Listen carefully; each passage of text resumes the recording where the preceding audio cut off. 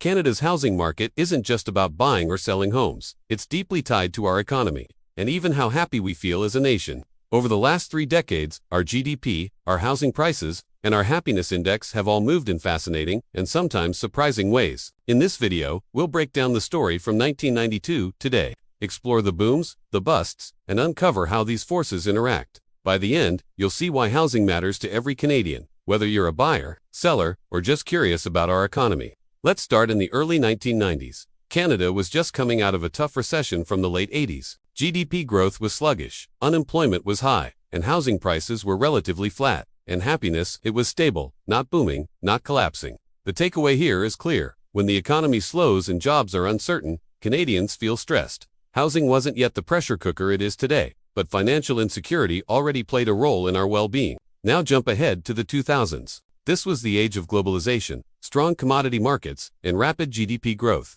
Housing prices started to climb steadily, especially in major cities like Toronto and Vancouver. But here's the surprising part. The happiness index didn't rise nearly as fast. Why? Because more wealth and more expensive homes automatically make people feel better off, especially when affordability becomes an issue. So while the economy looked great on paper, the average Canadian wasn't necessarily happier. Then came the global financial crisis of 2008. GDP took a hit. Unemployment rose. Housing slowed down, but Canada avoided the kind of crash the US experienced, thanks to stricter lending rules. And happiness. It dropped noticeably. This is one of the clearest patterns we see in the data. Negative economic shocks, like recessions, directly impact how people feel. Fear, uncertainty, and financial stress all bring happiness down, much more sharply than booms push it up. Now let's move into the 2010s. GDP was growing moderately, but the housing market was on fire. Foreign investment, historically low interest rates, and limited supply pushed home prices to record highs. And yet, happiness stagnated. In some years, it even declined slightly. The reason is simple: affordability. For many Canadians, wages couldn't keep up with rising prices, making homeownership feel further out of reach. This decade taught us that rising housing markets always mean rising happiness, especially when most people feel locked out. Then came 2020. COVID-19 hit Canada's economy hard. GDP contracted, unemployment spiked, and uncertainty was everywhere. But in a surprising twist, housing prices surged. Low interest rates and people rushing to buy homes during lockdowns drove prices to historic highs. Did that make us happier?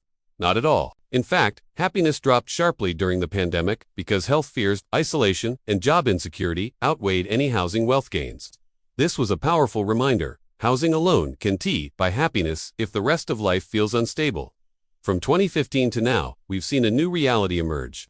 GDP has been growing, but at a moderate pace. Housing prices remain historically high, making affordability the #1 issue. Meanwhile, happiness has either stagnated or declined slightly.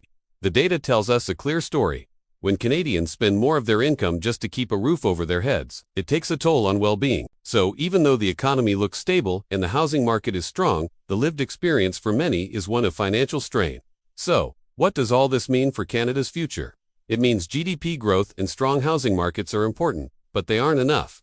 To build a truly prosperous society, we need affordability, stability, and fair access to housing. If housing remains out of reach, Canadians will feel less secure, and that affects everything from spending habits to family decisions. But if policies can stabilize prices, support affordability, and keep the economy growing, then housing can once again become a source of happiness, not stress. Thanks for watching. If you want to dive deeper, check out the full blog post linked below. And if you're planning a move in Ontario, reach out. I'd be happy to guide you through the market with data-driven insights.